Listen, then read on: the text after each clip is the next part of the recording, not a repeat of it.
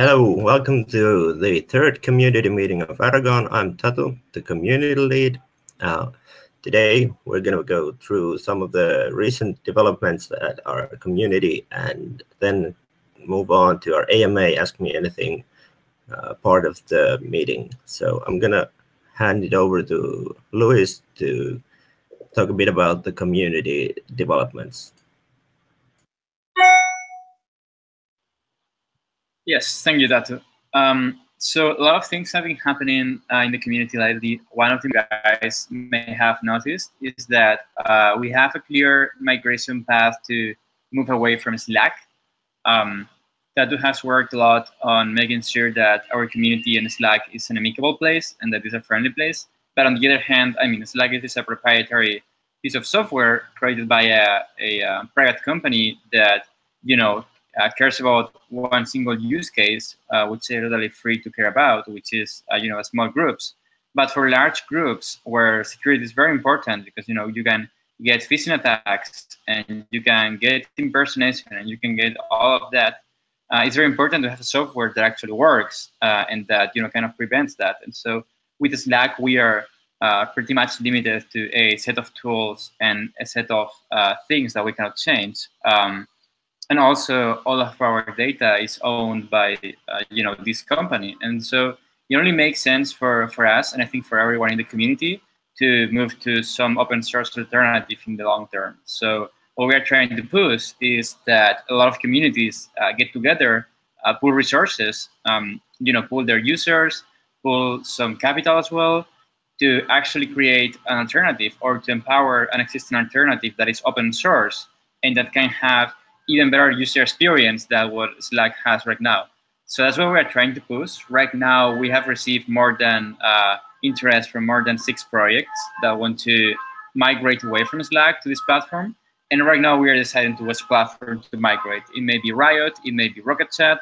And right now, we are going through that process, seeing which one is better. And after that, we'll just plan the migration. So that's been a very interesting development on our end. There are more developments in the product side of things. We have advanced a lot on the UI side of things, on the smart contracts. We have created a new architecture for how the DAOs can work.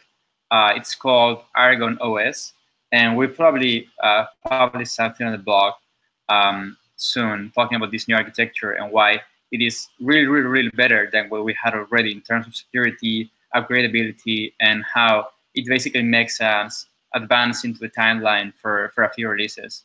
Also another important news, and I think that will be it in this kind of brief of news, is that we have decided to work on 0.5 and do both front end and this backend refactor, smart contract refactor I was talking about. So basically, there are some features that are going to be delayed for next releases, and there are some that are going to arrive before they were planned. So there are some features in terms of upgradability for 0.6 that are going to arrive in 0.5. And there are some other features planned for 0.5 that are going to arrive in 0.6. So basically, we are trying to, as we gather more info about the things that we have to work on, we're trying to kind of adjust the timeline and make it as as sound as possible. So that was kind of all the news I had, like all the brief news I had for this, and I think we should switch to the AMA now if it's ready, Datu. Yeah, looks like we're pretty much ready. I'm going to do a quick introduction round. So I'm Tatu, the community lead at Aragon. Then we have Jorge, our tech lead. Here we have Maria, who is our head of operations and strategy. Then we have Oliver, who's the glue at Aragon. So he is the guy who works between the front end and the back end and make sure everything works. Then we have Harsh, who is our front end developer, and of course, Luis, the project lead. So feel free to any questions from any of us, and we're gonna start getting on some questions now. So this is from our subreddit at r/Aragon project, where we collect all the questions for the community meeting. So Let's see. First one. It seems Aragon is severely undervalued in terms of the potential this project brings to the table. Projects such as District 0x have used Aragon for governance, and it still isn't gaining the notoriety it deserves. How will Aragon combat this? When the mainnet is launched, do you think it might be an idea for an official Bitcoin talk thread to be created? I'm glad there is not at the moment, as those only seem to spread FUD. So the question here is, how will Aragon combat the lack of notoriety? Yeah, like, well, okay, I guess it's about the notoriety and reputation and fame of the project. I'm just going to answer quickly that regarding the Bitcoin talk thread. We didn't start one, or Luis and Jorge never started one before the token sale. We haven't really seen a need for one. There's several unofficial Aragon threads at Bitcoin Talk, and every time someone asks me, like, why don't we have one, and every time I ask anyone back, like, what's the need, what's the reason you think we need one, I never get any answers. So I don't see that it's really a necessity for us, at least at this point, because it's not the really our focus group. We have already done our token sale, and we're not looking to just spread information about the Aragon network token, because we're focused on building the project and product. I think also there is an interesting point here that could be, how are we planning to target Bitcoin users? Because I think we'll have a lot of overlap between Bitcoin users and potential Aragon users, mainly because Bitcoin users aim to organize and transfer value in a decentralized way. And we plan to do something very similar at Aragon, which is provide a tool for people to organize themselves and create organizations. And so, I mean, once the product is on the mainnet, I wouldn't say that trying to target these Bitcoin users would be bad, but it depends. Like there's a certain group of people, of Bitcoin users, that the so-called Bitcoin maximalists, that probably would not like anything that has to do with Ethereum at all. So those will be very hard to target. But on the other hand, there is a bunch of Bitcoin users that just want this kind of tool to organize themselves and create organizations that are purely decentralized. So I think, yeah, I mean, we will definitely try to target as much people interested in decentralized organizations as possible. And if that involves reaching out Bitcoin users, yeah, sure. And I think I want to add that another thing that is interesting here is that, of course, we are working a lot on the product right now, but in a parallel way, we are working on how to market that product as well. So it's something we are already thinking about, not only thinking about, working on it, on who our initial target market would be, how to approach that market, and yeah, how to define the people that we want to be using our product. Yes, that's like the audience at Bitcoin Talk isn't really the same audience that we are currently looking to serve or something. But there's also the fact that, like, there are projects that are building on top of Aragon, like the District 0x example, and there will be others. There will be network effects created by those other organizations or projects that are going to be using Aragon in the future. So that's like something that we've talked about calling the new technology stack, which is the Ethereum ecosystem, where we're building on top of Ethereum, other projects are building on top of Aragon, and then there's other projects building on top of those others, and so forth. But let's go to the next question. So this is also from the subreddit. So, hi, I'd like to know what the biggest problems, coding-wise and otherwise, are that you are encountering. So, I think we should start with some of the people who are working on the code more. Like, let's hear from Jorge, Oliver, Harsh. Jorge, can you start? Yeah, sure. Well, there's a bunch of things. Like I wouldn't say there are problems, but there's some very interesting challenges that are unique to developing decentralized applications, and in particular developing Aragon.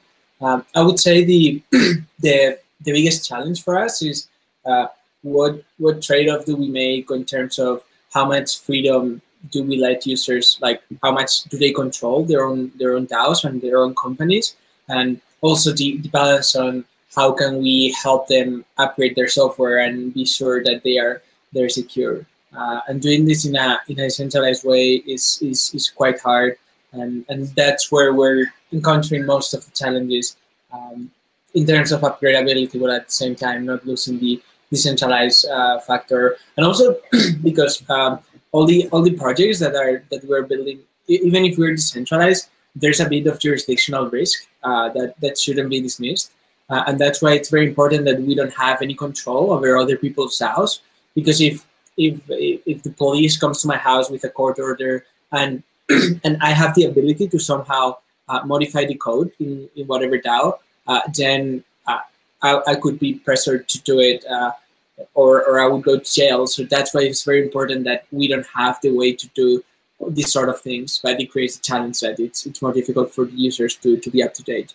So this is the biggest challenge, and also like something that we are advancing a lot is in terms of third-party module, like the extendability of the Aragon companies, which is very, very important, because as we were talking before, projects like this 0x are going to be building on top of Aragon, and there will be others. And it is very important that the organizations that we create are very, very modular, and you can change whatever you want of them in an easy way. And architecting for that has been quite a challenge.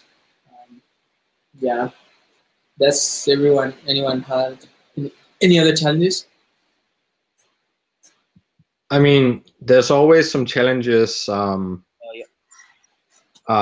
regards to working with technology on the bleeding edge. But a lot of like my issues, which aren't like really issues, they're just, you know, hard to work with initially, is from the modularity that we are trying to implement, because usually dApps are like, you know, a fixed set of contracts with a fixed address when they're launched, but because the kernel in Aragon can change and the apps can change and they can be updated, I need to like fetch the addresses of the latest code and stuff from different sources. So I mean, just modularity in general, because building modular systems in a centralized way is like hard enough already, but doing it in a decentralized manner just adds to the complexity of it.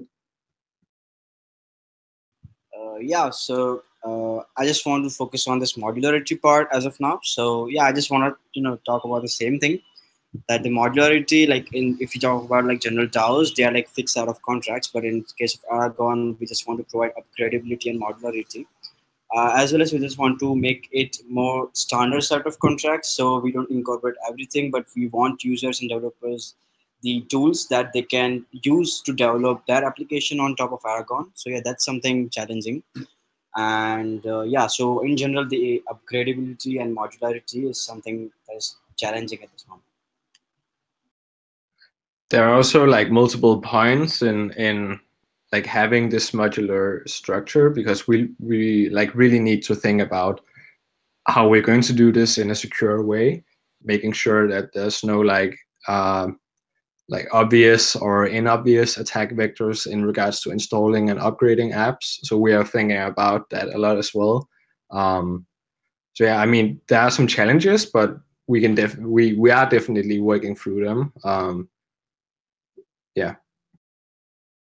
Yeah, and also building on what Oliver just said, some of the things that we are kind of we already did and we are kind of redoing is because we're trying very hard to protect users from themselves, and as we are seeing these past months, it's we have to make sure that what we make, people are we really know what they're doing and there are no attack vectors like that someone more technically advanced can take advantage of someone else. Because in the context of Ethereum, like once an action is done, there's no going back. And regarding that, we're making it very clear for the user when an action is destructive and kind of reducing the amount of actions that are irreversible and that could result in loss of funds and all that. That's also a quite a big challenge. And also the fact that you don't have a central server for kind of catching stuff and all that. It's something that makes things a bit more difficult. But I mean, I wouldn't call these problems. I would call them like challenges from building this new thing, which is actually what Oliver said, the bleeding edge. And sometimes you're just focusing on like what I think is very funny about what we do is we're building these super interesting governance structures to kind of change how people organize. But then in the middle of doing that, you hit a bug, and then you have to go down to the byte level to see what's going on and see that it's a problem with the encoding or it's a problem with a signature or whatever. And that's very funny. The broad spectrum of what we work on, from the lowest level in the EVM to like very abstract governance mechanisms.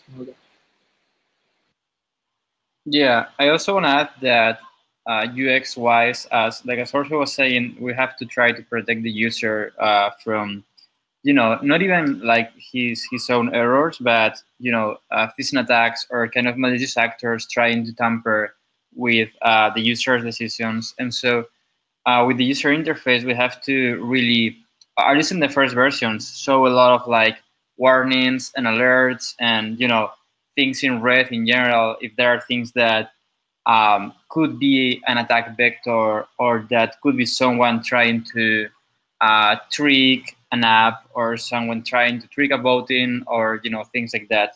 So we have to really think a lot about the UX and the UI because a couple of clicks and you could basically end with your DAO or lose all your money. So that's so important.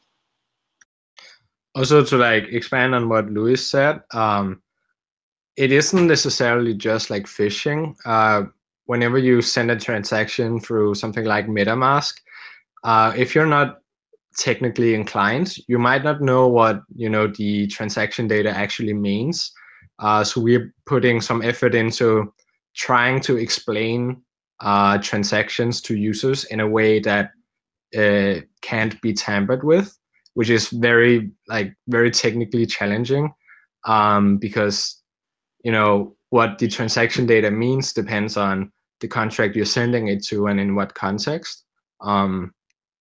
Yeah, so we're also working on that, and I think that's like one of the bigger technical challenges.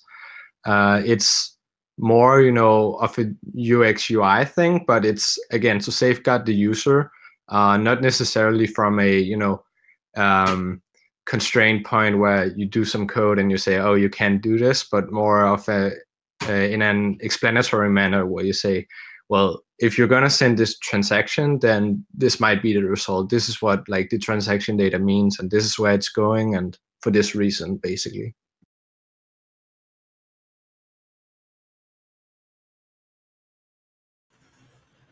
Maria, do you have anything you want to add to this question? No. Okay. Then we're going to go to the next question. Has the recent China ICO ban affected Aragon's plans in any way? I remember last time you had hopes to cater to the Chinese market. I saw Neo releasing a statement which said fundraising limited to 200 participants is still legal, so it's not all doom and gloom. And also, I think the ICO ban is just a temporary measure and will be legal in the future, but just regulated. So, yeah, we have some expectations of serving a Chinese market. Of course, we're global, and that affects everyone, includes everyone. So yeah, we can't really speculate on the fact that is the ban temporary or not. We'll see. It could be not, but let's see. What do you have? You've already commented this publicly, so you want to share your thoughts, Luis? Yeah, and also maybe Maria wants to jump in later, but I think, I think first of all, I believe it may be temporary until they just figure out what to do with it. On the other hand, we are global from day one. We don't really care, if people are in China, if people are in other countries, and also, we are not building a platform for ICOs. That's a very common misconception. We are building a platform for people to organize themselves, and one of the apps or one of the features is that you can do token sales or ICOs very easily. But that's just one of the features. So if you want to comply with Chinese law, you will be able to do so. But there's also this very interesting point, which is that in the future, using Aragon, we will enable totally anonymous and global teams. So you don't even know who the person that is running the project is, because they are just, addresses. So I don't know, like in that scenario, that I don't think it will happen very, very soon, but I think it will happen like, a year from now, 2 years from now. I don't think there is a way to analyze if the founders or the company is Chinese, because there is no company at all. This is a DAO, and the founders could be anonymous. So what I think is that this ban, it's totally, like, it doesn't matter in the long term. It may matter right now on the current state of things, but give it 1 year, 2 years, and it doesn't matter. Yeah, I would like to add that in a high level, people sometimes call these the projects, and they say that we are ICOs. It's like that is like calling Facebook an IPO. And so we are a project, and I don't think that's going to affect our plans to tackle the Chinese market, because what we want to promote is not our token, is not the trading of our token. What we want to promote is our product, and we want to target users, people that believe in what we do and people that need what we are building. So I don't think it will affect it at all.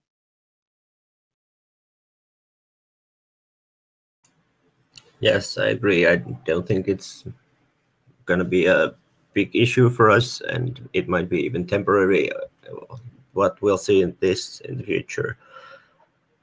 Okay, next question. Let's take one from the live chat. This is from Matthew Ludwig. Is it possible to create an Aragon entity that cannot manually distribute voting shares?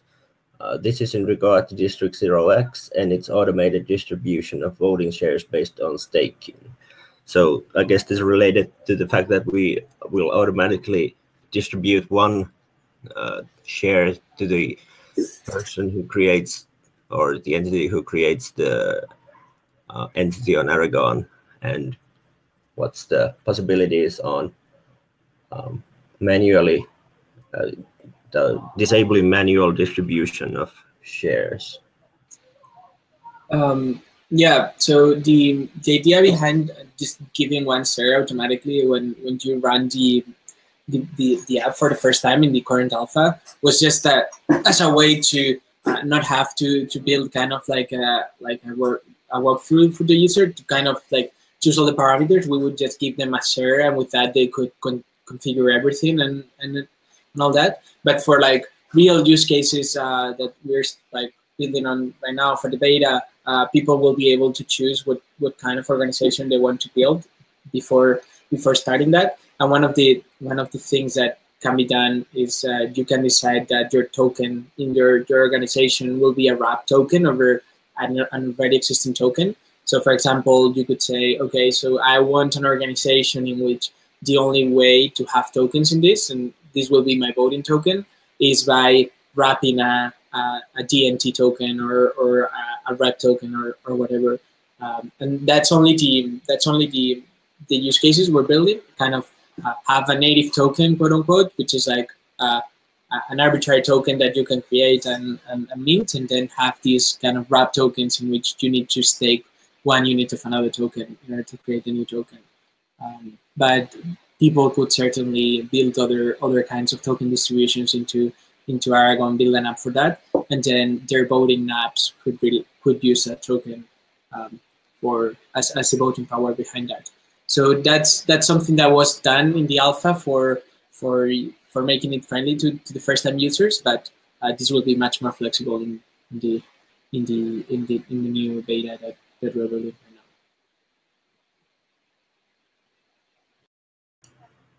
Anyone else want to comment on this?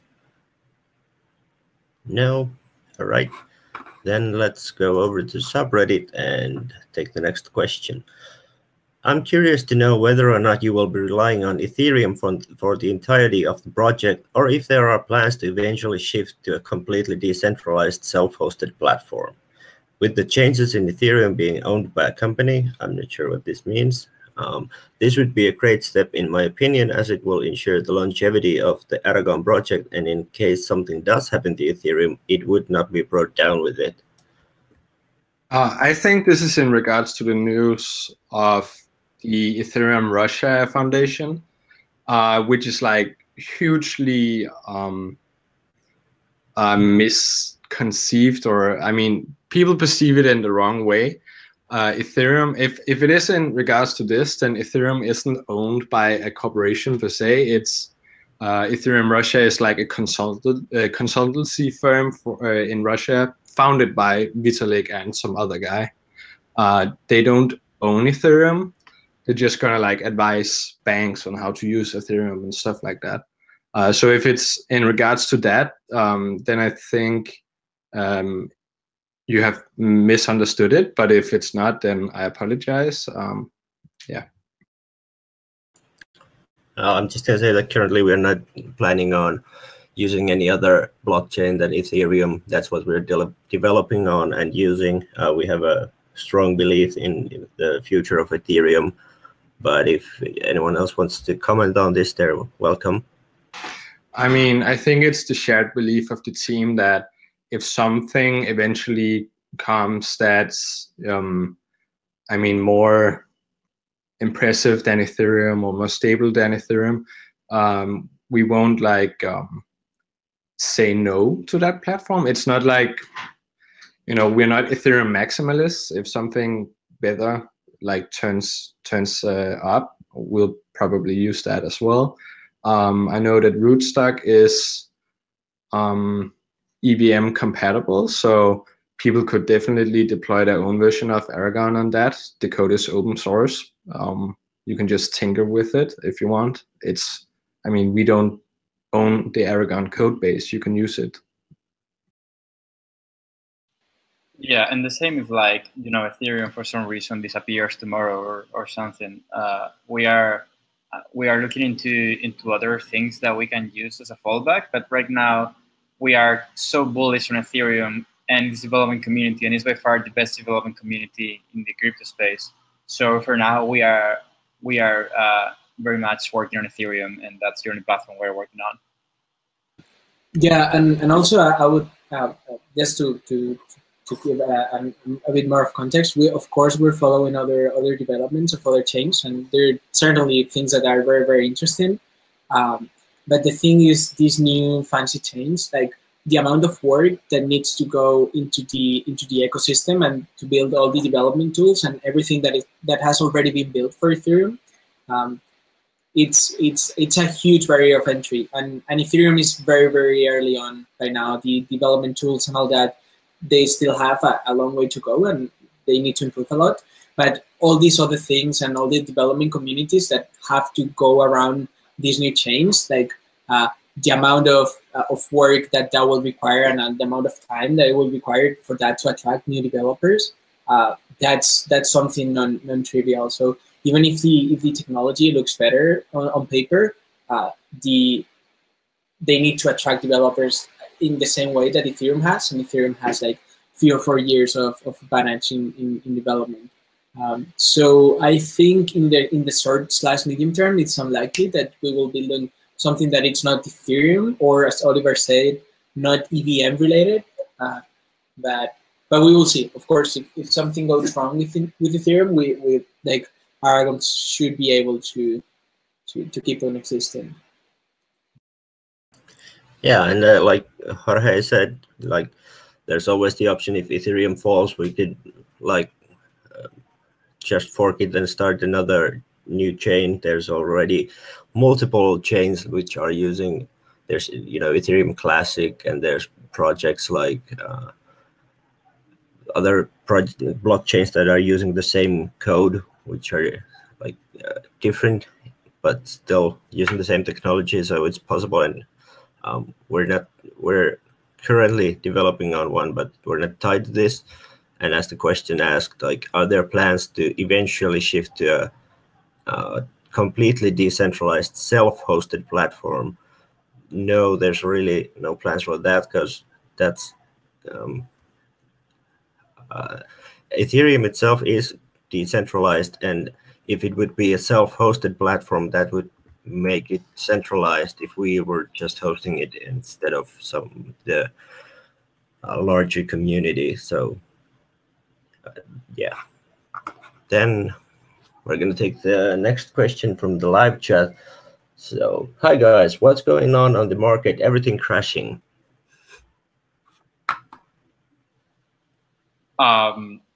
Yeah, I mean, we are not like investment traders or something.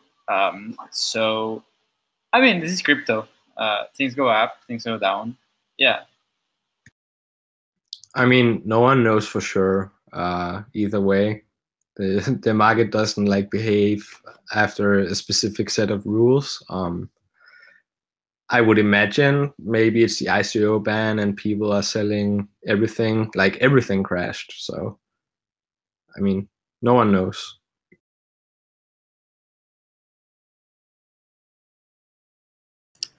Yes. So another question, this is from our subreddit. We recently started a weekly discussion thread, and this question is from that thread. So, hello, Aragon. I was wondering if Aragon was relevant to frame/support any of the coming projects of smart contracts compiler, Blockcat, Etherparty, for example, as once everyone will be able to edit, publish smart contracts, it will be important and useful to have new legal rules about it.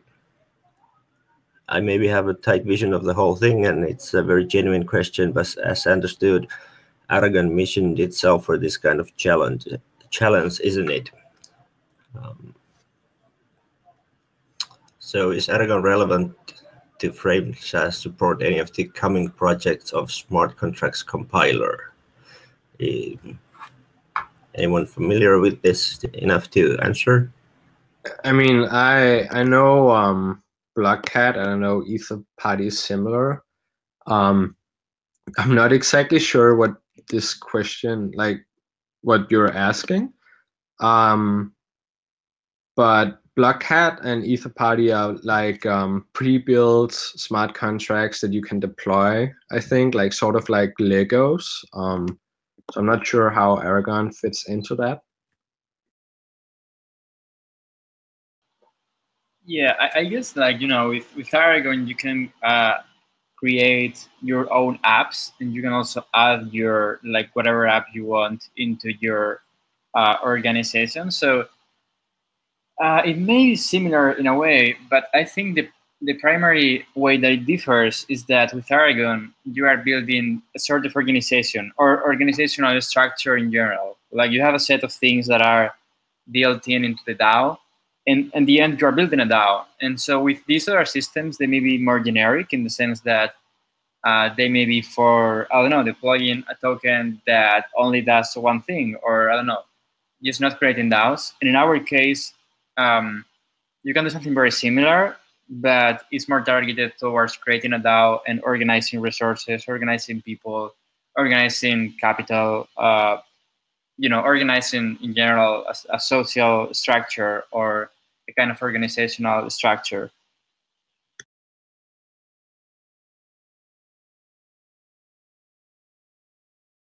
Yeah, so next question comes from the live chat. This is Alex Miles asking, what are your biggest usability and design challenges?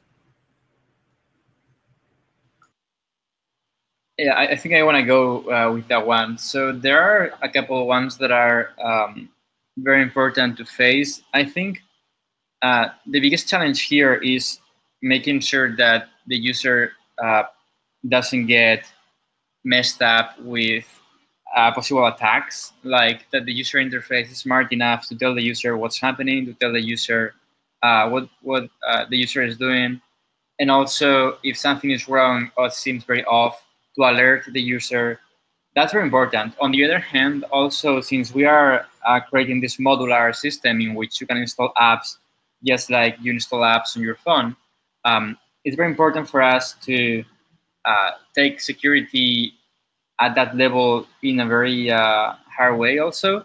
And finally, it's very important for us to create a unified user experience because it's easy if you onboard sort of like third-party developers and they start creating apps.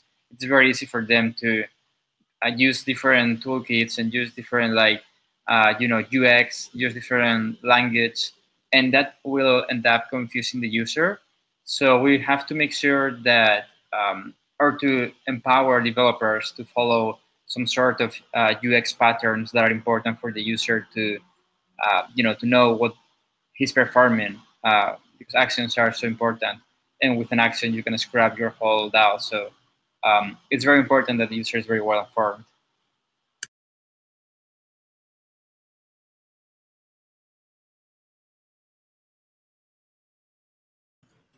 Okay, I guess there's no anyone else who wants to answer this or comment.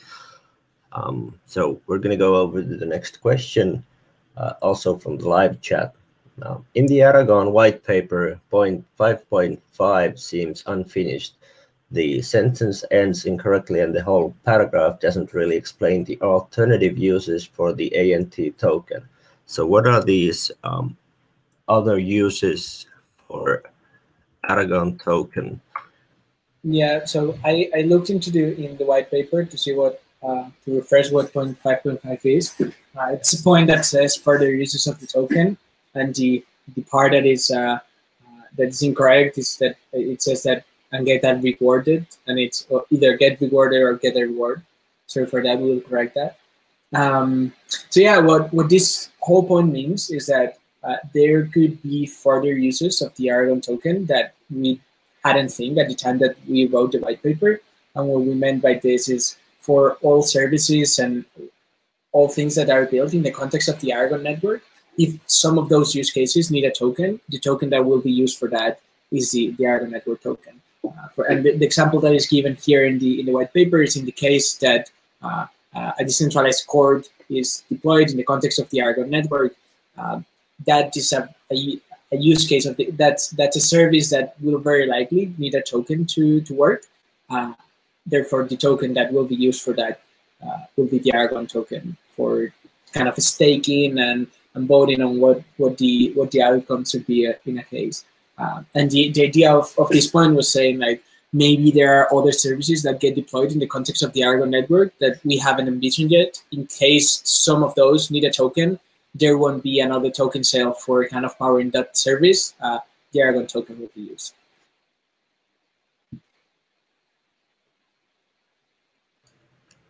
Great, thanks for the answer, Jorge.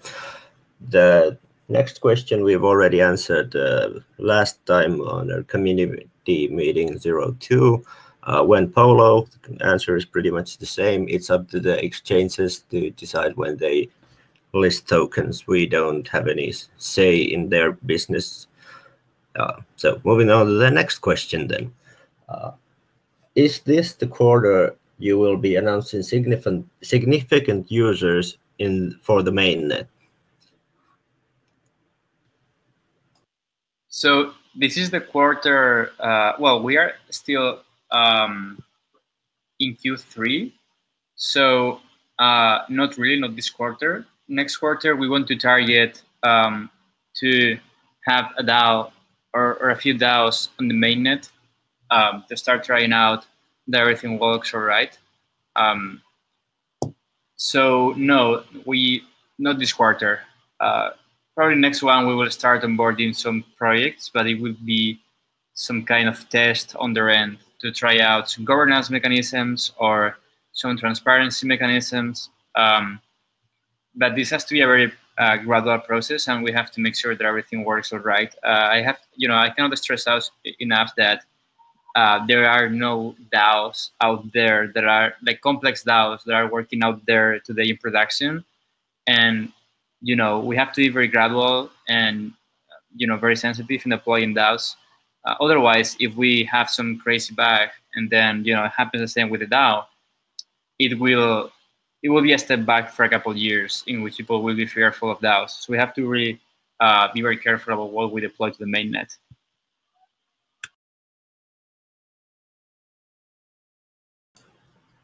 All right. Then I think for this next one, we're going to do a round from everyone. I'm going to call out your name. So what are some of the other projects in the crypto space that you find most interesting or fascinating? Or which of these has the potential to be game changers? So I can go first. I personally really like projects like Status. Funfair is something, to me, it's basically these projects like Aragon who are working on actually being decentralized, which has the ability to be a game changer. Like if the project is just something that's using current legacy technology to put something on the blockchain, that's not really game changing. That's just trying to get the hype train so that they can use the word Ethereum there. But basically all these great projects that are building on Ethereum that are actually, I like most of them. So next up, let's go to Jorge. Yeah, I don't have this is not going to be a surprise. I'm fascinated by COX. I think they're executing in a great way. There are some challenges like regarding how you can take COX and make it really a place where high frequency trading and all that can happen, and that's going to be challenging. I really like Melon too. I think the blockchain, like the first use case of decentralized technology in the blockchain, it's been kind of money and finance applications, and kind of having a decentralized fund management software. It's going to be huge, and also kind of like of Ethereum project. I'm following very closely Tezos, and I think it's having protocol on chain rather than relying on hard forks.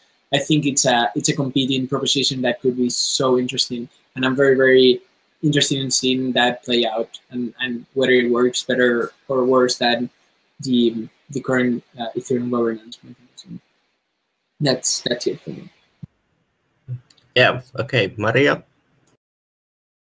If I have to choose one, I would say that I am very crazy about censorship-resistant decentralized prediction markets. I think it's going to also redefine how organizations work or how the organizations take decisions, for example. And in our case, I can't wait to start trying out prediction markets, decentralized prediction markets, to apply for our own governance model, for example. Okay, Oliver. I mean, I have a few. Status. I think, the product, it seems a bit simple, but obviously it's not. I think it's going to be like a game changer for adoption. Like a common problem all of these projects have that we need adoption somehow, and that means that Ethereum itself has to be adopted. So lowering the barrier for using Ethereum For example, the status. I think that's very very nice.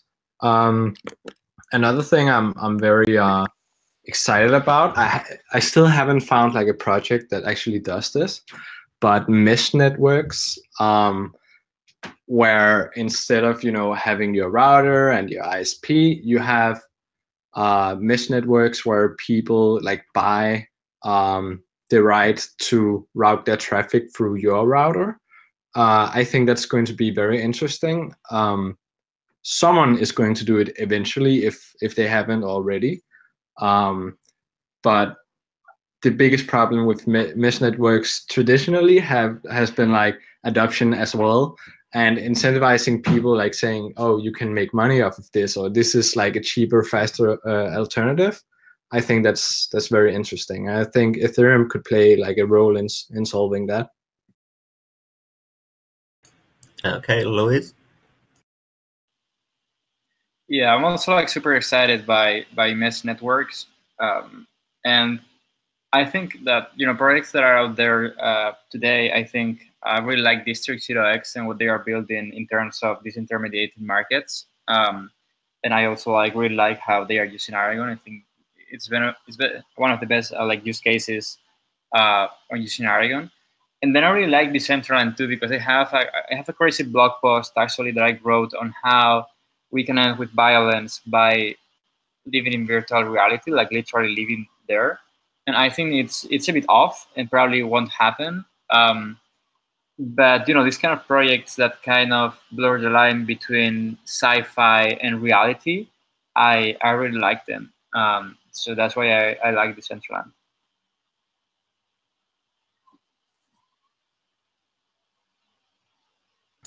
Okay, let's hear it from Harsh.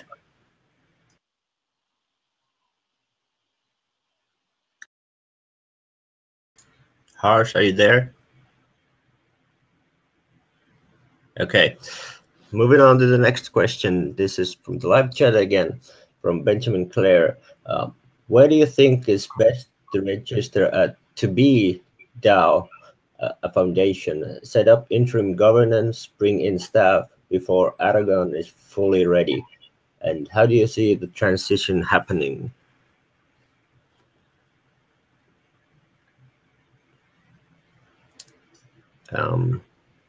Luis?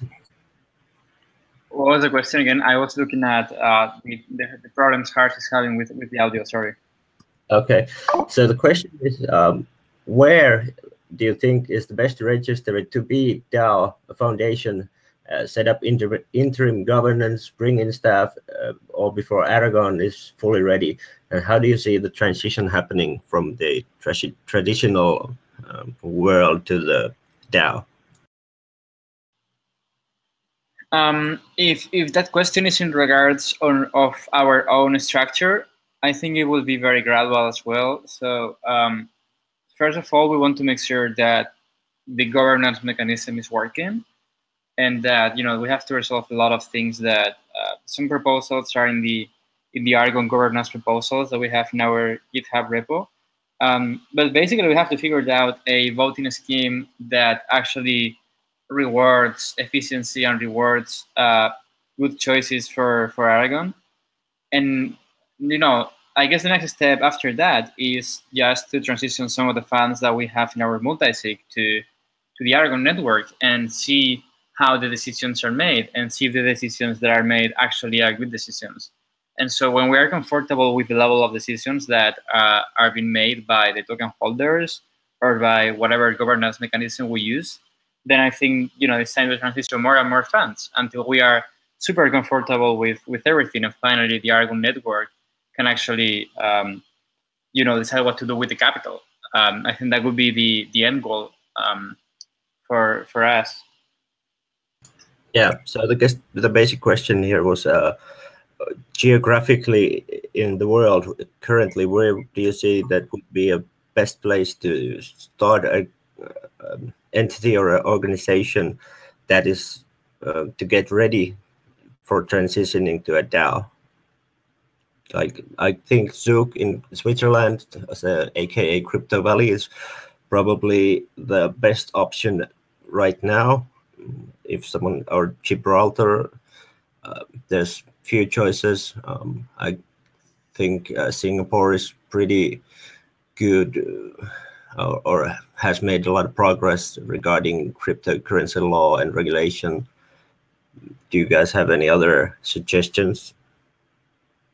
Estonia as well, but I mean, it's like we are not giving advice here on where people should open their organizations or their companies.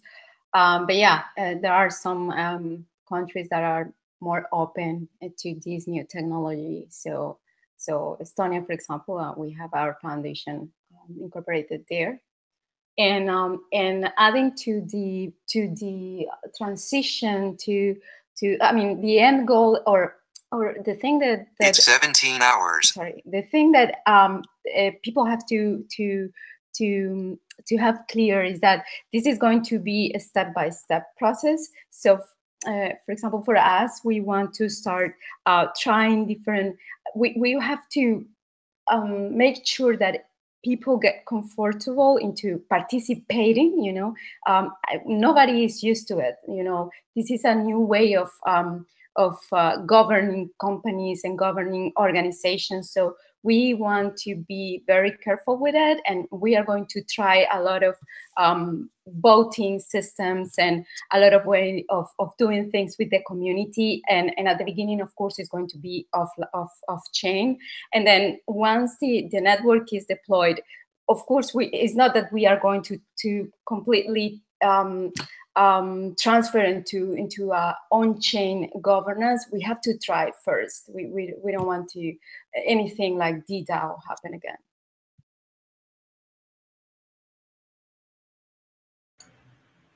Yes. So one more question is, how long until ANT takes me to the moon? Thanks. I think it should be about 4 months. Yeah, I think if you close your eyes, it will take you to the moon. All right, that's it. No more questions for now. Thank you all for joining in and being part of the Aragon community meeting number 3.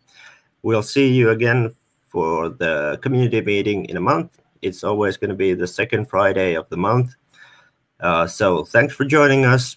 Please post questions again for the next one at the subreddit, and we'll see you then.